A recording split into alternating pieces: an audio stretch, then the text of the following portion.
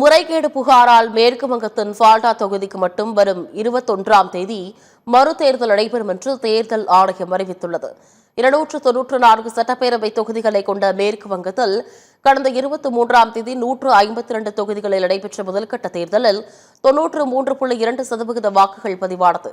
இதையடுத்து கடந்த 29ஆம் தேதி 142 தொகுதிகளில் நடைபெற்ற இரண்டாம் கட்ட தேர்தலில் 92.67% வாக்குகள் பதிவானது.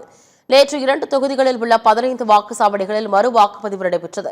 இந்நிலையில் மேற்குவங்க மாநிலம் தெற்கில் 24 பர்னாகாஸ் மாவட்டத்தில் உள்ள ஃபால்டா தொகுதிக்கு தேர்தல் ஆணையம் மறுதேர்தலுக்கு உத்தரவிட்டுள்ளது. இது தொடர்பாக தேர்தல் ஆணையம் நேற்று வெளியிட்டுள்ள அறிக்கையில் ஃபால்டா தொகுதியில் உள்ள அனைத்து வாக்குச்சாவடிகளிலும் முந்தைய வாக்குப்பதிவை ரத்து செய்து புதிய தேர்தலை நடத்த உத்தரவிடப்பட்டுள்ளது. அதன்படி ஃபால்டா தொகுதியில் உள்ள 285 வாக்குச்சாவடிகளிலும் வரும் 21ஆம் தேதி மறுதேர்தலுக்கான வாக்குப்பதிவு நடைபெறவுள்ளது. வாக்கு எண்ணிக்கை மே 24ஆம் தேதி நடைபெறும் என்று தேர்தல் ஆணையம் தெரிவித்துள்ளது. Giriya's Summer Sale. Buy any AC and get free 2 nights, 3 days holiday package.